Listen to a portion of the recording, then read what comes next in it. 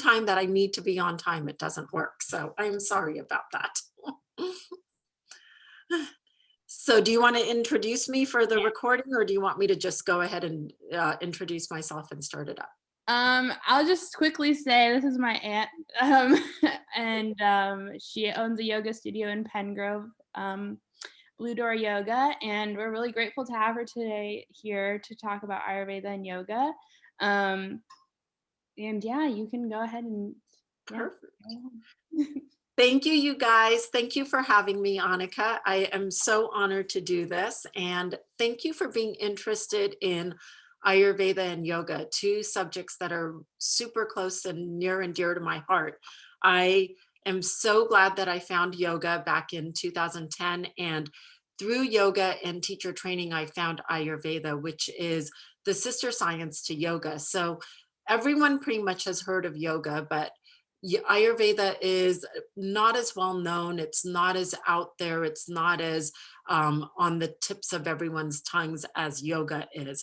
And I want to change that. I really want to make Ayurveda something that is much more accessible and part of your everyday life, just as yoga and movement is part of your everyday life.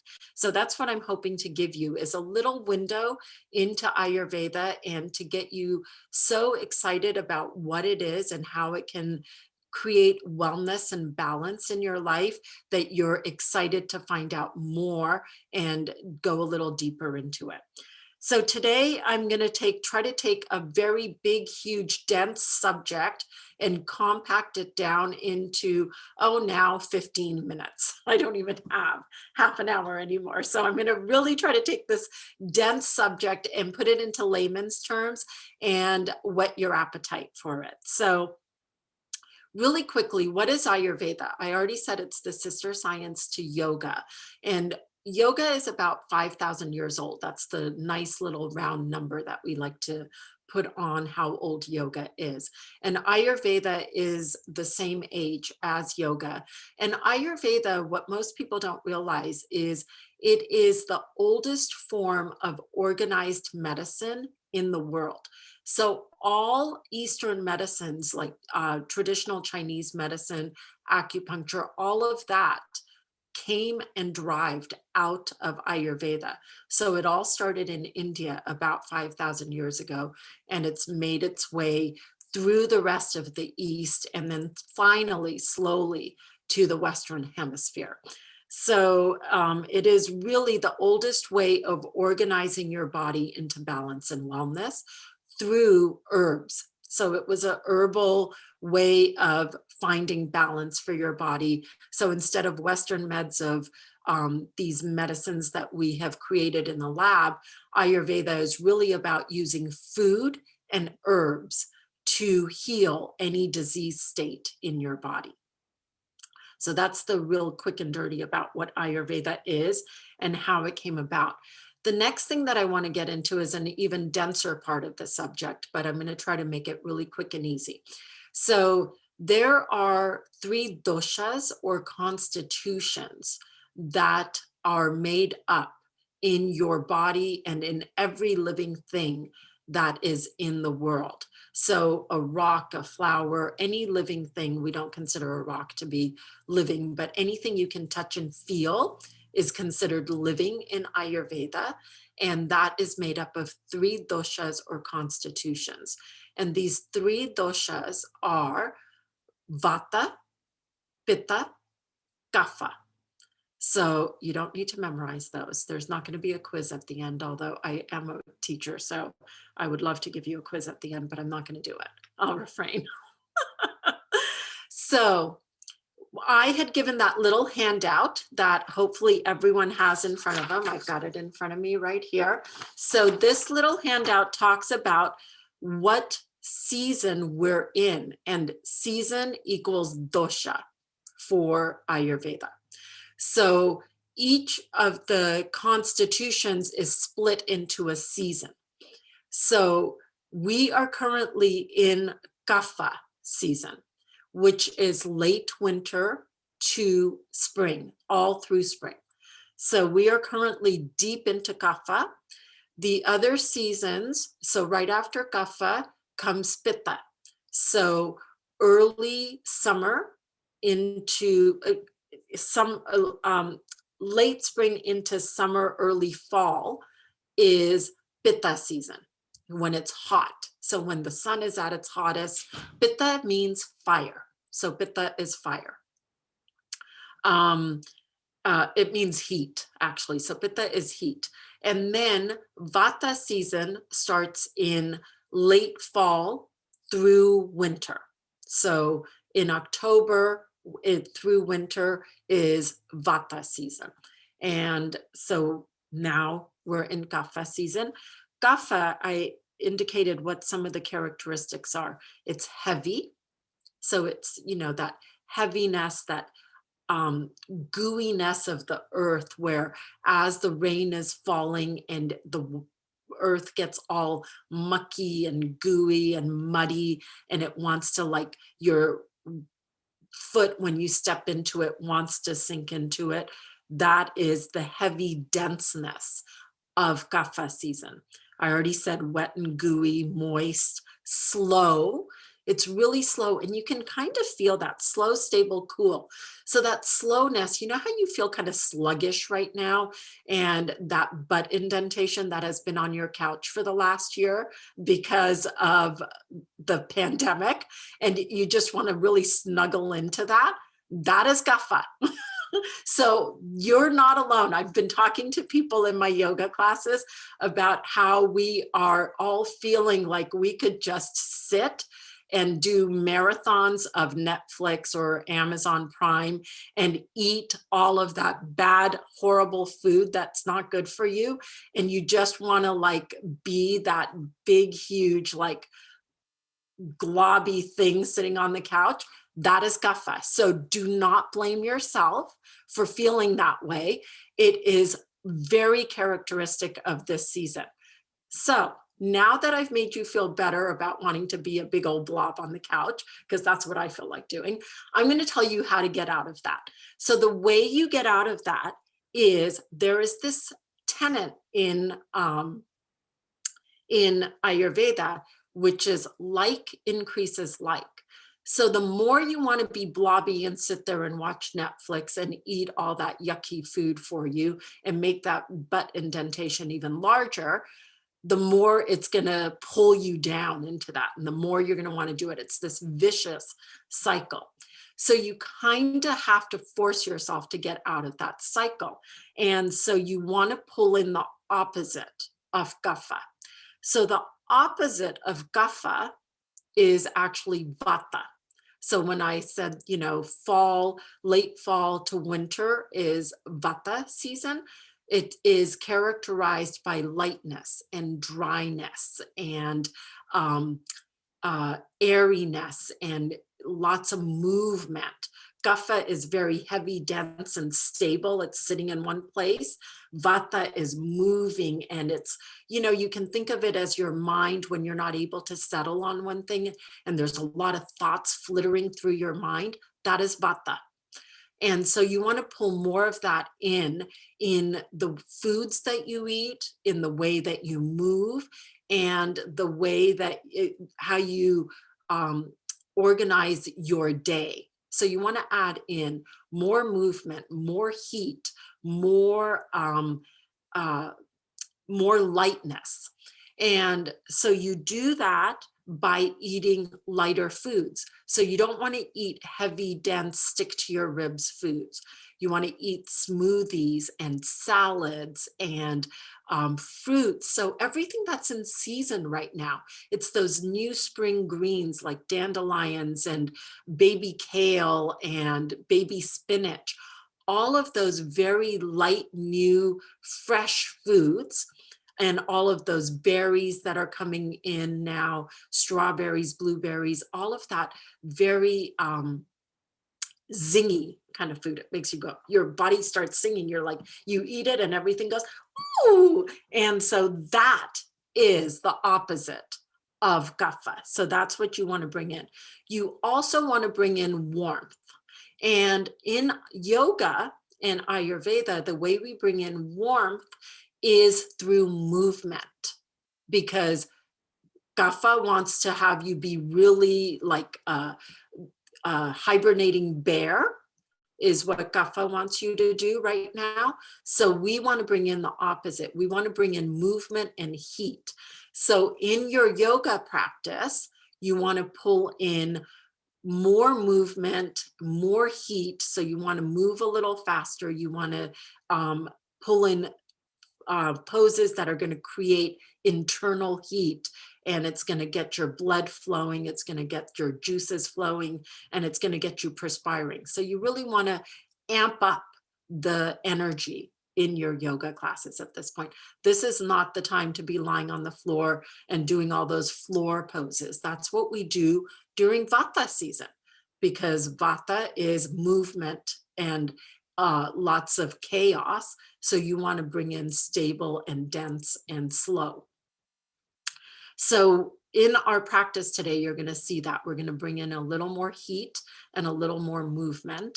And the other thing that happens a lot in Kapha season is that you're going to see you may have irregular digestion. And, you know, digestion is something that Western people, we don't love to talk about. And, you know, even though I'm Indian, I'm American. I really was raised as an American. So I understand both sides of the coin. I understand what it is to be Indian to some degree, although my sister will laugh about that because I'm the most American Indian that you've ever found. But I now pretend I'm Indian. So I understand the Indian version of it and I understand the American version of it. It's hard to balance those two things out. So with digestion, it's a big part of yoga and Ayurveda, because all of our wellness and balance and healing comes from our gut. And we're starting to finally find that to be true and talk a little more about it here in the West. And so if your digestion is not good, if your bowel movements are not consistent and regular, then you're setting yourself up for disease. So we like in Ayurveda to separate disease out into dis-ease.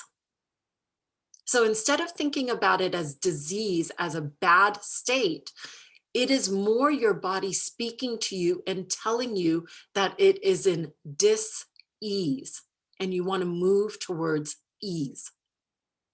So that's what we try to think of in Ayurveda and yoga, is that it's not a bad state. It's that your body is speaking to you and you need to open up and listen. And so your digestion is your first clue into the ease of your body and the balance of your body. So at this time, normally, since everything is stable and heavy and thick and moist and slow, the bowel system gets the same way. So you may find that you are not as regular, that things are slowed up and you're not moving your bowels as regularly as you should. So it's really important to pull in a little more of these digestive aiding poses into your yoga classes. And I will be doing some of that today.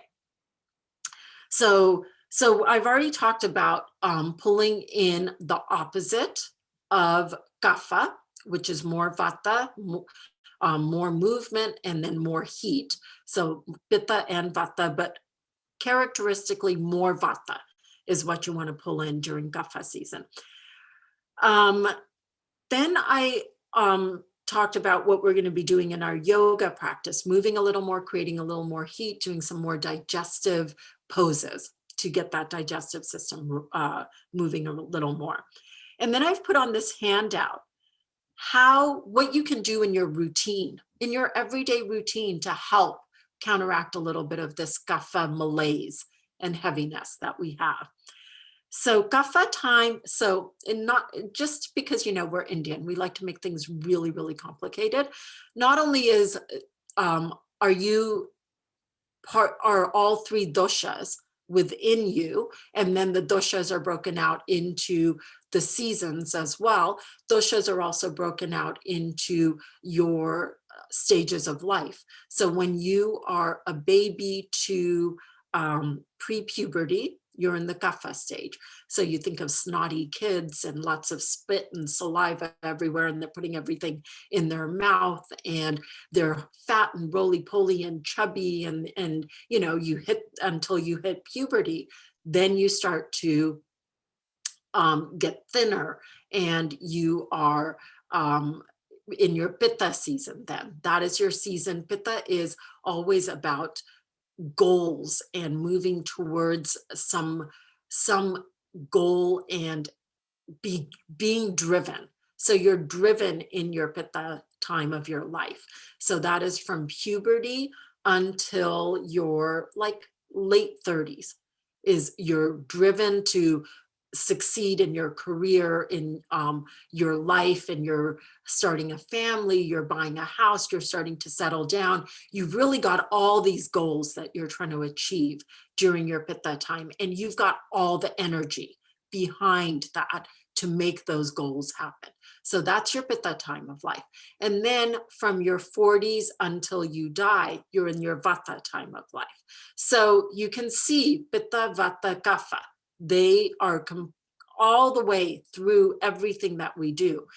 So then also the day is broken into pitta, vata, kapha.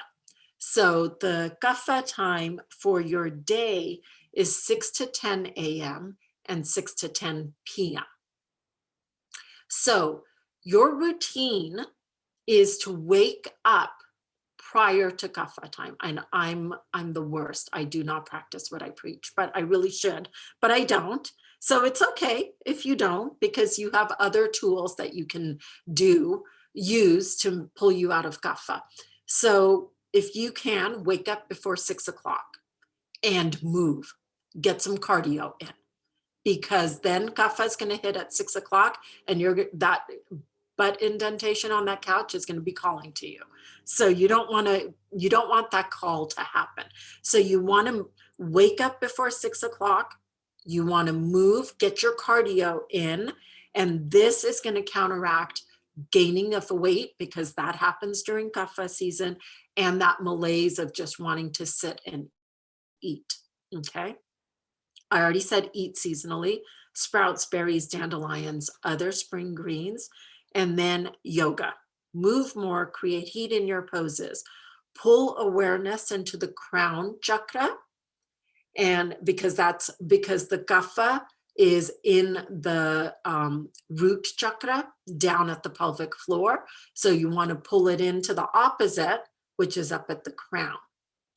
And do pranayama such as Kapalabhati, and we will be doing that today in our practice, and that's skull shining breath. And I already said focus on poses that increase digestion flow, and that will help you be a little more regular in your digestion. So I just went through that really darn quickly. I want to ask you, before we move into, I don't know if this is allowed, Annika, before we move into our practice, if there's any questions about everything that I just threw at you. I just gave you 5,000 years of stuff in 15 minutes, you guys. It's funny because we actually had a workshop right before this talking about non-Western wellness, where we talked about Ayurveda and the roots. So you just went into more detail with it, and it's great. But yeah, if anyone has any questions, you can feel free to say or write it in the chat.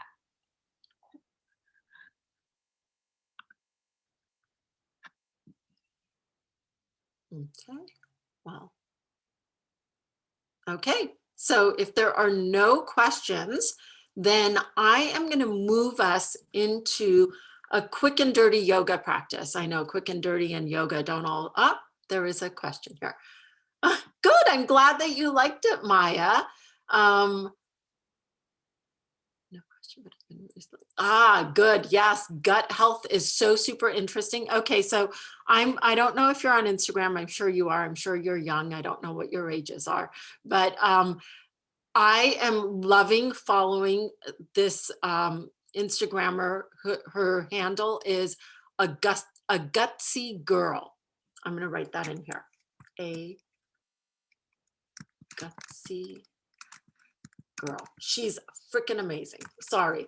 I like to swear too, so you're lucky I made that clean and I didn't add anything in there since this is going into a recording. She's really good, and she talks a lot about your gut health and all the different diseases that can happen, the, you know, SIBO and all the different things that can happen and all the hormonal imbalance that can lead to gut diseases. And she is really focused on making people well from the inside out and starting with the gut. And, you know, we've actually finally learned in Western medicine that the vagal nerve is fully connected to our well-being. So the vagal nerve resides in the gut actually and goes up into the head. So there's a vagal nerve connection from the gut to the brain. Western medicine always thought until just very recently that the vagal nerve in the brain was the center that controlled everything. And then it moved down to the gut. It's the exact opposite. It starts with the vagal nerve in the gut, and that's where all of the information starts from, and then it works its way up to the brain. So if your vagal nerve in the gut is not balanced and working properly, that's going to cause that mind gut problem. So it starts in the gut, you guys, not in the brain. Just remember that. Good. I'm glad that you followed, Masuma. Okay. So from here, yeah, you're going to love a gutsy girl. She gives so much great information. Okay. And there's so many more, I'm sure I could probably tell you, but they're not coming to me off the top of my head. Let's start our yoga practice. So from here, I'm going to wing it. And yeah, I know. I've been teaching yoga a long time. I can totally wing it, you guys. I got this. Very cool. So, so from here, I hope everyone has a mat. And I know that Annika said that if you're going to be doing yoga, please have some props. So the props that I'm hoping everyone has is either a block or a block substitute. And Annika had said that you could have a book or something that you can use as a prop. The other one that I really, really need you to have is a strap. So if you don't have a yoga strap, like I've got my 10-foot yoga strap here, if you don't have one, I want you to get something that is not stretchy. So the thing that we had mentioned that you could use is like the sash of a robe. So I don't want like a bungee cord, you know, one of those, you know, those things that you do like use as exercises. They're the bungee kind of stretchy things. I don't want those. I'd rather have you use a strap or a rope or a leather belt or something like that. But you want it to be wide enough so that it can go like this. So it has to be quite long. So I use my 10-foot yoga strap. Okay, so from here, you guys, I want us to come to sitting. And if you don't have something to sit on, so I'm in the middle of teaching my teacher training right now. So I've got all of my stuff here. I'm going to sit on my bolster. If you don't have a bolster or something to sit on, my recommendation is to sit in Vajrasana, Thunderbolt Pose, where you have your shins on the ground, your heels and your sit bones are together. I'll go sideways so you guys can see. So you just sit like this. If this is too much, and if you have knees that start speaking to you, or it's your quads are really tight, your thighs are really tight, and sitting like that is not going to work, you're welcome to sit with your legs out in front of you. Again, it makes it a lot easier if you have something to sit on, a blanket or some height to make it a little easier for your low back, or Vajrasana, or if you do yoga and you have a bolster, sit on your bolster. I want us to grab our strap to begin with. And we are going to do some shoulder openers. So what I want to give you out of today's yoga practice is just a really, really quick insight into what yoga can do to create ease in the body. So I talked about disease and dis-ease.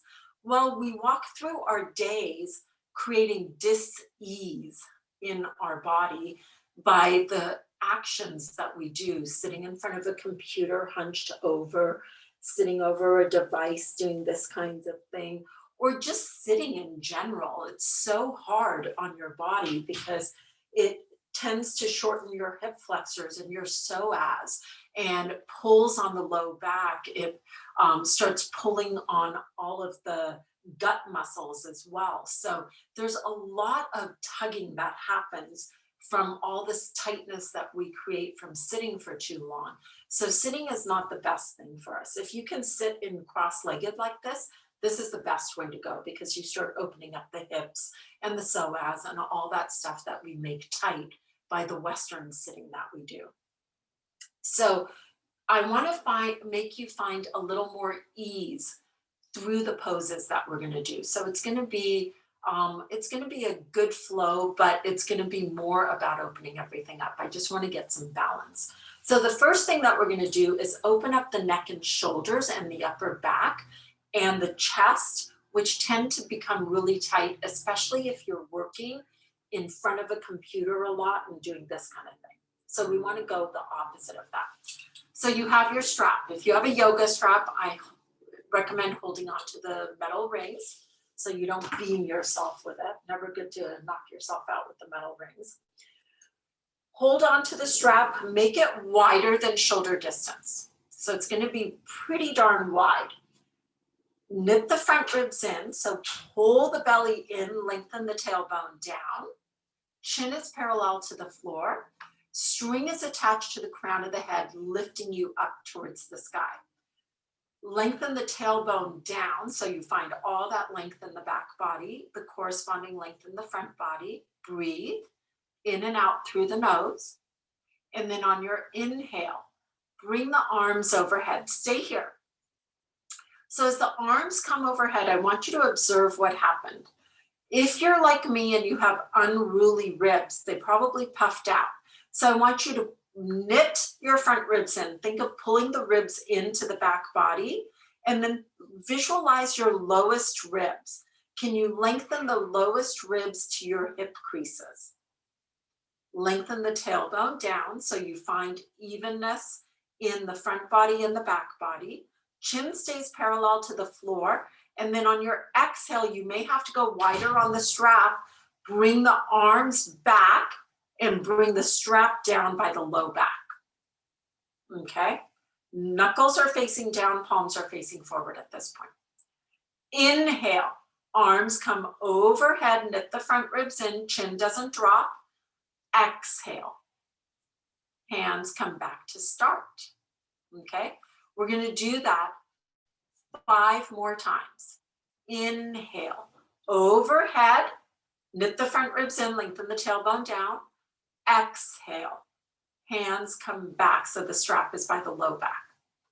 Inhale, arms overhead, don't bend the elbows, don't make this asymmetrical. Exhale, hands come back to start. That was 2. Inhale, overhead. Exhale, back. Do not bend the elbows, don't drop the chin. Inhale, up, knit the front ribs in. Exhale, back to start. We're going to do 3 more just like that, you guys. Inhale, up. Keep the shoulders away from the ears. Exhale, back. I can't see anyone. I hope you guys are doing what you need to do here. Inhale, up. Exhale, down. I also want to let you know, keep yourself safe. Inhale, up. Since I can't see you, exhale, back. Don't do anything that causes pain. Some sensation is good. Inhale, up. Exhale, down. But pain is never a sensation you should feel. I think we have 2 more. I'm really horrible at counting, you guys. Inhale, up. I also love to start telling long stories. Exhale, back. as I have you in the hardest pose ever. Inhale up, makes you want to come to my classes, huh? Exhale down. We have one more, you guys. Inhale up, knit the front ribs in. Exhale back. Keep the elbows straight and everything symmetrical. Inhale up, exhale down. Good. So you should already feel some release and ease in the neck and shoulders. This is a great exercise to do every day in front of the mirror so you can make sure you're symmetrical, and do 10 of them in the morning, 10 of them at night. This was my homework in my yoga teacher training because I keep so much of my tension in my neck and shoulders. So my recommendation, do this daily. You will thank yourself for spending that time and doing that. Okay, so from here, we're gonna come to standing, you guys. So come to standing on your mat. And we're gonna move through some standing poses really quickly. So this isn't gonna be your traditional class in that we build that arc of a sequence because we only have half an hour. And I really wanna make sure I get some good stuff in for you to be able to use in everyday life. So find your mountain pose at the front of your mat. So feet are hips distance, I'll face you. Feet are hips distance parallel. Outer edges of the feet are parallel to the long edges of your mat. Pull the navel in, lengthen the tailbone down. Allow the arms to be soft by your side. Palms face your thighs, and fingertips are just soft. So the palms are soft. You're not reaching the fingertips down or anything like that. Feel how the heaviness of the arms starts to pull the shoulders away from the ears. Close your eyes if you can find balance with that. If closing your eyes creates you to be really unbalanced and feel like you're gonna fall, keep your eyes open, soft drushti. Drushti is at something that is not moving and your gaze is soft. It's not like your eyes are wide open and you're completely immersed in the outer world. You're going inward a little more. Pull the front body into the back body, lengthen the tailbone down. Feel how that starts to strengthen the thighs and lift all of the flesh of the thighs up towards the hip creases. Press into the big toe mound and the pinky toe mound. So that's the big ball part behind your toes. And you want to press into the big toe and the pinky toe mound, and press into the center of the heel. So those are the three corners of your feet. A triangle is the strongest shape in the natural world. So when you can create a triangle, you create a really strong foundation. And then from the strength in the legs and the softness in the neck and shoulders, breathe in and out through the nose, even inhale and exhale. Try to make it 4 rounds for the inhale, 4 rounds for the exhale. So a count of 4 on the inhale, a count of 4 on the exhale. If that creates anxiety, you make it the length that feels right for you, but make sure the inhale and the exhale are even. We spend a lot of time on breath because the breath is the opening to wellness, to balance, to creating more ease. And then from here, on your inhale, sweep the arms up. We're going to do some half sun salutes. Exhale, take bend in your knees, hinge from the hip creases, navel to spine into your forward fold. So allow your torso to drape out of the pelvic bowl.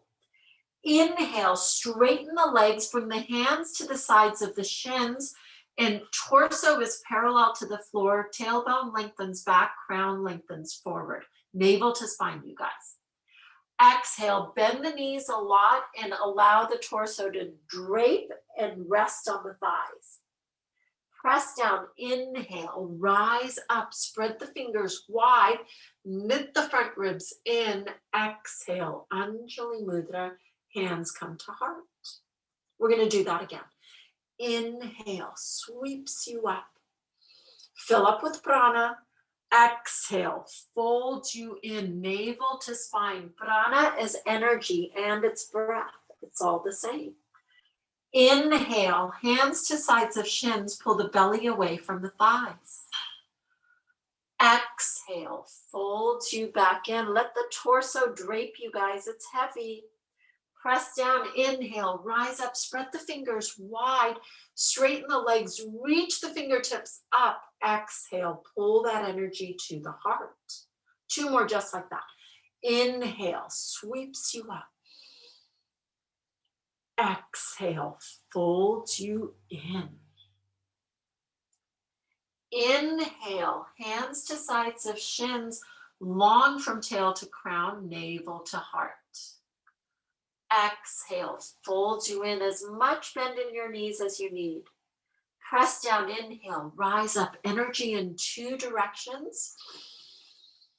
Exhale, Anjali Mudra. 1 more. Inhale, sweeps you up. Nice, you guys. Exhale, folds you in. Inhale, Ardha Uttanasana, your half forward fold. Exhale, folds you in. Uttanasana, your deep forward fold. Press down, inhale, rise up. Exhale, energy to heart. Beautiful, nice. So from here, I want you to bring your block to the right side of your mat, the front right side of your mat, and I'm gonna be facing sideways now. So your feet are hips distance. Bring your hands to your hips. Shift the weight into that right foot, pull the navel in, inhale, take a big step back with that left foot, drop the heel down. Make the outer edge of that back foot parallel to the back edge of your mat, the short edge of your mat, and then look down at your front foot. You want the front heel to bisect the back arch. We're coming into warrior 2. So toe heel, for me, I need to toe heel that right foot over to the left slightly so that my front heel intersects the back arch. So the front toes are facing forward, the back toes are facing to the left side of the room, okay? And then you're bending into the front knee, tracking it over the ankle base of the second toe. Shoulders end up right over hips. Doesn't matter where the hips are going. We're going to let the hips do what they want. Inhale, arms come over, come shoulder height, palms face down. Boom, you're in warrior 2, Virabhadrasana 2. Gaze can come over the front hand and you track the gaze over the center of that front middle finger. Breathe. Ribs, for those of us, and most women have this problem. Our ribs love to puff out when we come into that anterior tilt in our pelvic bowl. So from here, I want us to go neutral in the pelvis. And if you don't know what that means, don't worry about it. I'm going to guide us there. So pull the navel in towards the spine. You probably started feeling the muscles and the flesh of that back leg lift up, and the muscles and flesh of the front leg start lifting up towards the hip creases. And lengthen the tailbone down. So we just went neutral in the pelvis.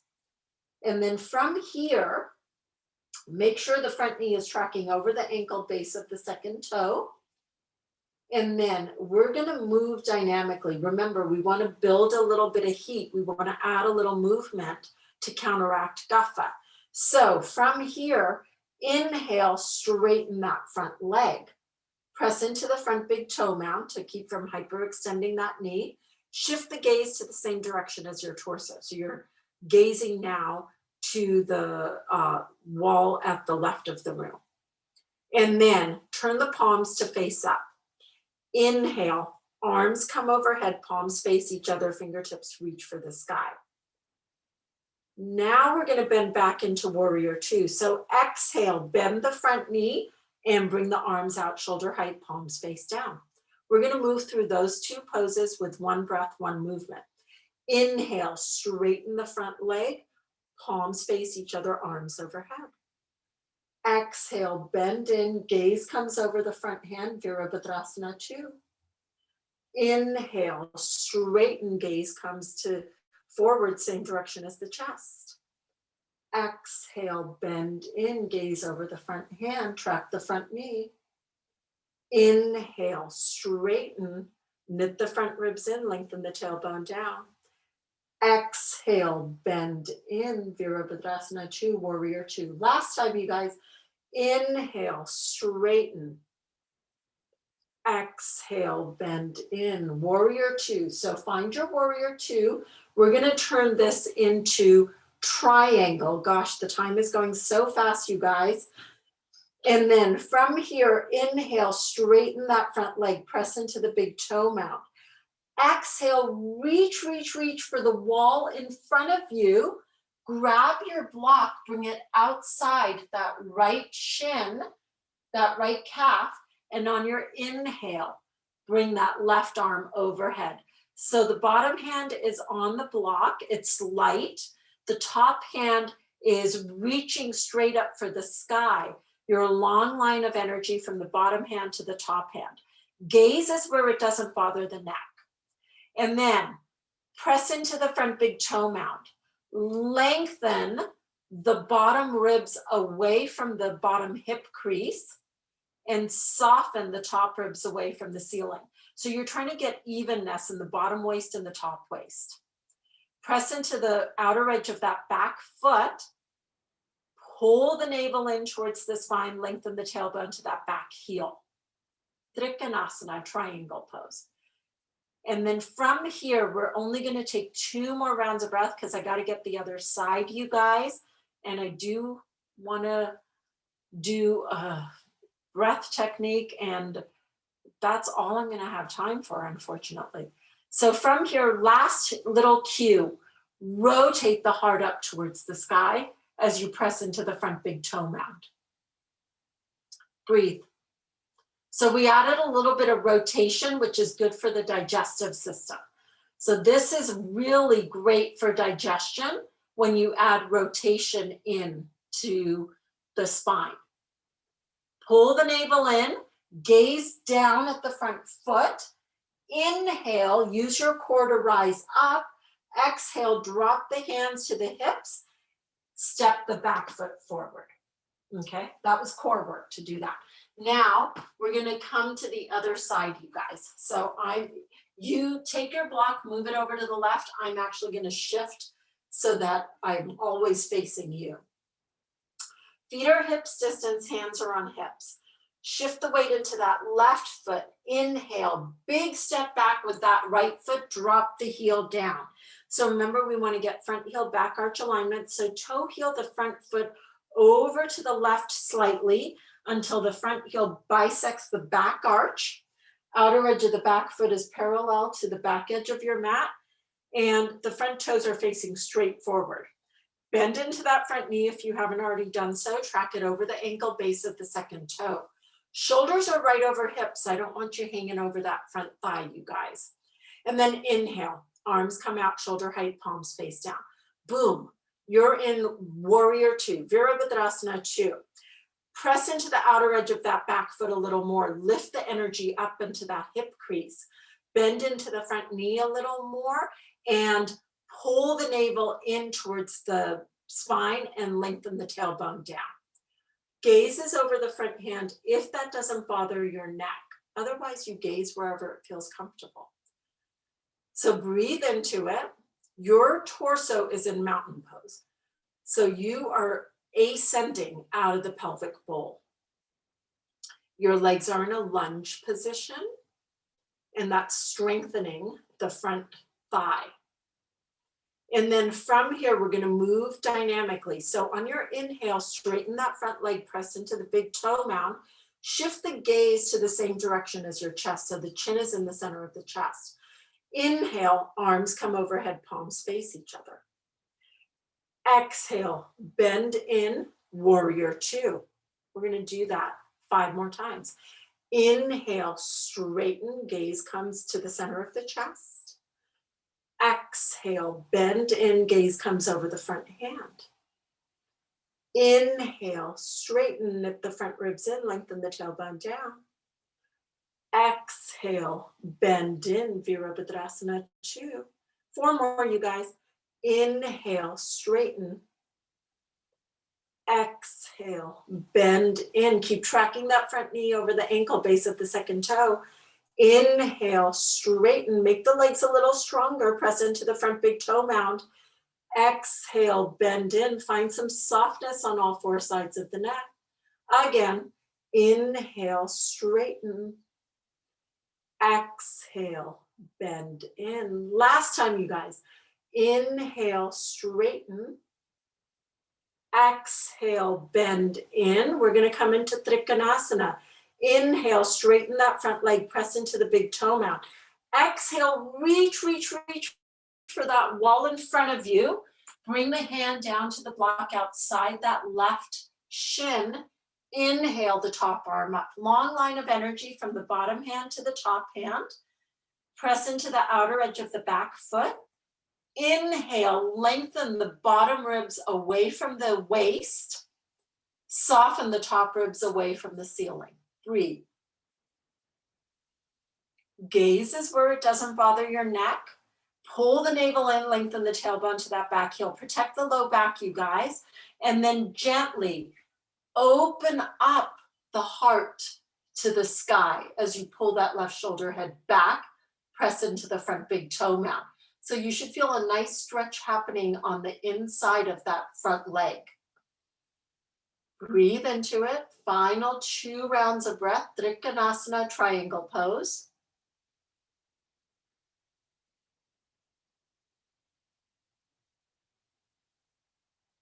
And on your inhale, root through the feet, pull in the navel, rise up. Exhale, drop the hands to the hips, step the back foot forward. It is 2:30, you guys. So, Annika, I don't know what you want me to do. Here's what we can do. What I could do, I want to really do Kapalabhati, and I want to show you guys Jatra Parvartanasana, which is the one that really gets the blood flowing. Is there any way I can create a video and we can send that to everyone? Totally, yes. We can Okay, so that's what I'm going to do, you guys, is I don't want to rush through that because A, I don't have time. B, it's not something you want to rush through. Yeah. So Kapalabhati, that skull shining breath, that is a breath work that I think is going to be really, really instrumental in helping to fight off the kapha blues. That's what I call that heaviness, that's kapha. And then I will create a video with Kapalabhati and Jatra Parvartanasana, which is the stomach churning pose that's going to help create more movement for the digestive system. So I'll create that video, I'll send it to Annika, and she can share it with all of you. And if you like what I'm doing, and if you want to learn more about Ayurveda, you can follow me as well. I talk a lot about Ayurveda on my page, and I send out a newsletter with Ayurveda tips and stuff. So you can always follow me, shameless plug for myself, you know, but I think it's just, once you find out what Ayurveda is, it is, you either like are glom onto it because it really speaks to you, or you're like, whatever, I don't understand this at all. But I'm hoping that it really speaks to you, because it is a life changer. It is a game changer for your health and wellness. Yeah. Do you want to put your email or your social media in the chat? Yeah. Yeah, and I'll definitely share the videos.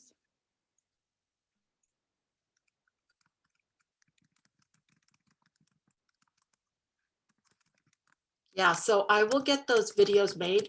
Anything about the poses that I did, throw them at me and I will go ahead and respond to that.